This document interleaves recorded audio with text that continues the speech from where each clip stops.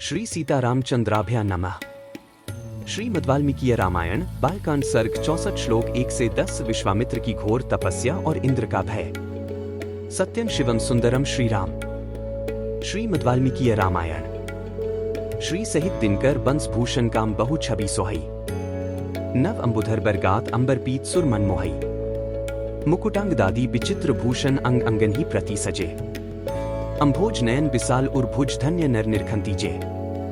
नमस्कार, आपका स्वागत है श्रीमद् वाल्मीकि रामायण की पावन श्रृंखला में। आज हम एक और रोचक अध्याय पढ़ने जा रहे हैं। बालकांड सर्ग 64 श्लोक 1 से 10 तक। विश्वामित्र की तपस्या और इंद्र की चिंता का यह प्रसंग हमें आध्यात्मिक जीवन की गंभीरता का बोध कराता है। पिछले एपिसोड में हमने देखा कि कैसे महर्षि विश्वामित्र ने 1000 वर्षों तक उत्तर पर्वत पर कठिन तप किया। ब्रह्मा जी ने उन्हें महर्षि कहा, लेकिन ब्रह्मर्षि की प्राप्ति के लिए और संयम साधने को कहा। देवता चिंतित हुए कि अब यह ऋषि देवताओं के पद को भी चुनौती दे सकता है। आज का विषय श्लोक 1 से 10 डिटेल्ड एक्सप्लेनेशन। 1 श्लोक 1 से 2 विश्वामित्र का तपश्चर्यापूर्ण जीवन चलता रहता है। उधर देवराज इंद्र को भय होता है कि कहीं यह ऋषि स्वर्ग को ही न जीत ले। 2 श्लोक 3 से 4 इंद्र अप्सरा रंभा को बुलाते हैं और उसे आदेश देते हैं कि वह विश्वामित्र को मोहित करके उनकी तपस्या भंग करे। 3 श्लोक 5 से 6 रंभा कामदेव और वसंत ऋतु के साथ वहां जाती है। सब मिलकर वातावरण को वासना और आकर्षण से भर देते हैं। 4 श्लोक 7 से 9 विश्वामित्र की तपस्या टूटती नहीं, लेकिन वह रंभा को देखकर क्रोधित हो जाते हैं। वे उसे श्राप दे देते हैं कि वह हजारों वर्षों तक पत्थर बनी रहे। 5 श्लोक 10 अपने क्रोध पर पश्चाताप करते हुए वे सोचते हैं, अब भी मैं क्रोध पर विजय नहीं पा सका। मैं ब्रह्मर्षि बनने योग्य नहीं हूँ। यह अध्याय संयम, इच्छाओं की परीक्षा और आत्मनियंत्रण की आवश्यकता को दर्शाता है। चतुष्षष्टितमः सर्गः। विश्वामित्र का रंभा को शाप देकर पुनः घोर तपस्या के लिए दीक्षा लेना। सुरकार्यमिद रंभे कर्तव्यं सुमहत्वया। लोभन कौशिकस्य कामो समन्वितम एक। इंद्र बोले, रंभे, देवताओं का एक बहुत बड़ा कार्य उपस्थित हुआ है। इसे तुम्हें ही पूरा करना है। तू महर्षि विश्वामित्र को इस प्रकार लुभा जिससे वे काम और मोह के वशीभूत हो जाए। एक तथोक्ता साप्सरा राम सहस्राक्षेण धीमता। व्रीडिता प्रांजलिर्वाक्यन प्रत्युवाद सुरेश्वरम 2 श्रीराम। बुद्धिमान इंद्र के ऐसा कहने पर वह अप्सरा लज्जित हो हाथ जोड़कर देवेश्वर इंद्र से बोली, दो अयम सुरपते घोरो विश्वामित्रो महामुनिया। क्रोध मुत्सरक्ष्यते घोरम मयि देव न संशयति। सुरपते, ये महामुनि विश्वामित्र बड़े भयंकर हैं। देव, इसमें संदेह नहीं कि ये मुझ पर भयानक क्रोध का प्रयोग करेंगे। 3 ततो हि मे भयम देव प्रसाद कर्तुमर्हसि। एव मुक्तस्तया राम सभ्यम भीत्या तदा 4 तामुवाद सहस्राक्षो वीपमाना कृतांजलिम। मां भैषी रंभे भद्रन्ते कुरुष्व मम शासन 5।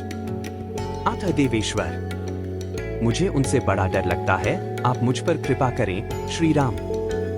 डरी हुई रंभा के इस प्रकार भयपूर्वक कहने पर सहस्र नेत्रधारी इंद्र हाथ जोड़कर खड़ी और थरथर कांपती हुई रंभा से इस प्रकार बोले, रंभे, तू भय न कर, तेरा भला हो, तू मेरी आज्ञा मान ले। 4 से 5 कोकिलो हृदयग्राही माधवे रुचिर द्रुमे। अह कंदर पसेत स्थास्यामि तव पार्श्वतः 6 वैशाख मास में जबकि प्रत्येक वृक्ष नव पल्लवों से परम सुंदर शोभा धारण कर लेता है, अपनी मधुर काकली से सबके हृदय को खींचने वाले कोकिल और कामदेव के साथ मैं भी तेरे पास रहूंगा। 6 त्वं ही रूपम बहुगुणं कृत्वा परम भास्वरम। तम ऋषि कौशिकम भद्रे भेद्यस्व तपस्विनम 7 भद्रे, तू अपने परम कांतिमान रूप को हाव भाव आदि विविध गुणों से संपन्न करके उसके द्वारा विश्वामित्र मुनि को तपस्या से विचलित कर दे। 7 स श्रुत्वा वचनं तस्य कृत्वा रूपम नुत्तमम्। लोभयामास ललिता विश्वामित्रं शुचिस्मिता 8 देवराज का यह वचन सुनकर उस मधुर मुस्कान वाली सुंदरी अप्सरा ने परम उत्तम रूप बनाकर विश्वामित्र को लुभाना आरंभ किया। 8 कोकिलस्य तु शुश्राव बल्गु व्याहर्तः स्वनम। संप्रहृष्टिन मनसा स चैनामन वैक्षत 9 विश्वामित्र ने मीठी बोली बोलने वाले कोकिल की मधुर काकली सुनी। उन्होंने प्रसन्नचित्त होकर जब उस ओर दृष्टिपात किया, तब सामने रंभा खड़ी दिखाई दी। 9 अथ तस्य च शब्देन गीतेना प्रतिमेन च दर्शनेन च रंभाया मुनिया संदेहमागतः 10। कोकिल के कलरव, रंभा के अनुपम गीत और अप्रत्याशित दर्शन से मुनि के मन में संदेह हो गया 10।